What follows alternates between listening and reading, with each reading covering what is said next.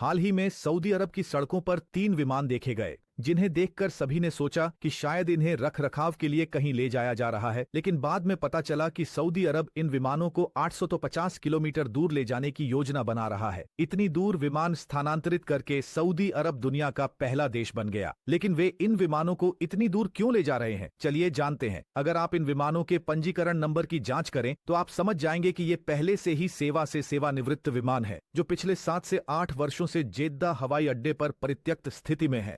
बाद में विमान के सेवानिवृत्त होने का मतलब होता है कि एक निश्चित सीमा के बाद जब निर्माता विमान उड़ाने की अनुमति बंद कर देता है, तब आमतौर पर इन सभी विमानों को एयरक्राफ्ट 1 या विमान समारोह में रखा जाता है। इस प्रकार के विमान स्थानांतरण हमेशा शुष्क और गर्म क्षेत्रों में किया जाता है, जहां इंजन और अन्य संवेदनशील भागों को सील करके रखा जाता है ताकि धूल, नमी या तापमान के कारण कोई नुकसान न हो। हालांकि ये विमान सेवानिवृत्त होते हैं, लेकिन आधुनिक विमानों के 90% हिस्से पुनः उपयोग किए जा सकते हैं और कुछ हिस्सों को थोड़ी मरम्मत करके नए जैसा बनाया जा सकता है। अगर विमान की स्थिति सेवानिवृत्ति के बाद अच्छी हो, उन्हें कार्गो प्लेन में परिवर्तित किया जाता है। इसके अलावा कई विमानों को फ्लाइट सिम्युलेटर में बदल दिया जाता है, जहां पायलटों को अक्सर प्रशिक्षण दिया जाता है। विमानों में रेस्तरां, कैफे या संग्रहालय भी बनाए जाते हैं। यदि आप विमान आधारित एक रेस्तरां खोलना चाहते हैं तो आपको पहले एक विमान खरीदना होगा और इसके परिवहन की लागत वहन करनी होगी। सऊदी अरब में हाल ही में देखे गए इन विमानों के लिए भी कुछ इसी तरह की योजना है। वास्तव में इन विमानों का गंतव्य रियाद सीजन 2 है, जो पर्यटकों को आकर्षित करने के लिए एक विशाल मेगा इवेंट है।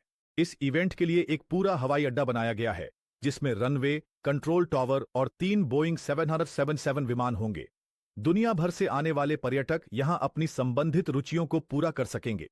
वे लग्जरी विमान में डिनर का आनंद ले सकते हैं या कंट्रोल टॉवर का दौरा कर सकते हैं। यह इवेंट अक्टूबर 2024 से शुरू होकर मार्च 2025 तक चलेगा और यह सऊदी युवराज मोहम्मद बिन सलमान के विजन 2030 का एक हिस्सा है। इसे पहली बार 2019 में शुरू किया गया था। हालांकि कोविड-19 हमारे कारण यह अंतर्राष्ट्रीय स्तर पर बहुत अधिक लोकप्रियता नहीं पा सका।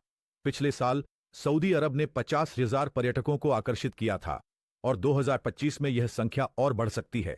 इन विमानों को सड़क पर परिवहन करना वास्तव में सऊदी का एक चतुर विपणन रणनीति थी। सऊदी का विजन 2030 का लक्ष्य है कि देश की अर्थव्यवस्था केवल तेल पर निर्भर न रहे। वर्तमान में सऊदी अरब अधिकांश राजस्व तेल से प्राप्त करता है। हालांकि वे पर्यटन के माध्यम से आय बढ़ाना चाहते हैं, यह असंभव नहीं है, क्योंकि दुबई पहले से ही इस मॉडल को सफलतापूर्वक लागू कर रहा है। दुबई अब अपने 95% पर्यटन विश्व स्तरीय बुनियादी ढांचे के साथ है और मनोरंजन क्षेत्र से, जहां तेल से केवल 5% आय होती है, सऊदी अरब ने पर्यटन बढ़ाने के लिए $500 बिलियन की परियोजना शुरू की है।